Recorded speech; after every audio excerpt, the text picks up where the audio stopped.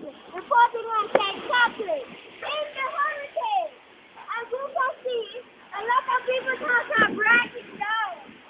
Around the tree is flowing off. The tree kind of tilts still. Alright, now we are going to talk to one of their residents. Hello, ma'am. Hi, good morning. Hi.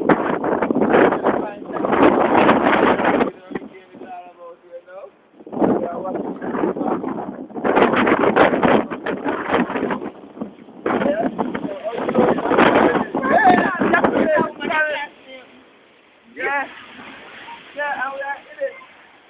I just got to be excited, alright.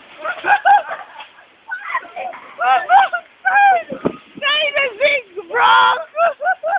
One thing just fly away like a pass me, just whoop, pass me away like a I'm ducky. As you can see, one of the palm tree is wow. Okay. You Support the guys lady. messed up a whole world in Jamaica, right? Right? Yeah. My pen dropped. Check that out.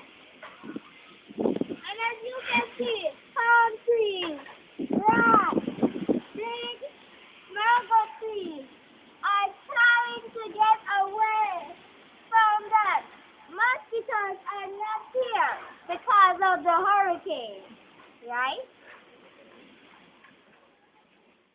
My name is Gersh Allison. I'm reporting for a news station, right?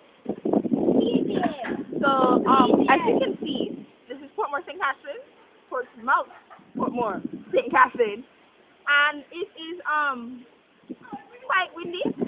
The wind conditions have increased significantly.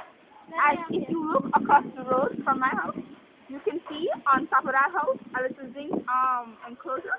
And as you can see, the zinc on that house is tilting rapidly as the storm rages on. Well, I am being informed now that it's a category 1 hurricane. Hold on. The grass is evident, but also in my mango tree, it is happening so fast and so rapidly. Jamaicans aren't even getting a chance to understand what's going on. Back to you, Ashley. Hello. We're back where the storm is in Portmore, St. Catherine. Now we are in Greater Portmore. Ashley! Greater Portmore has a lot of stuff that is not good. So, as you Then I can put see, more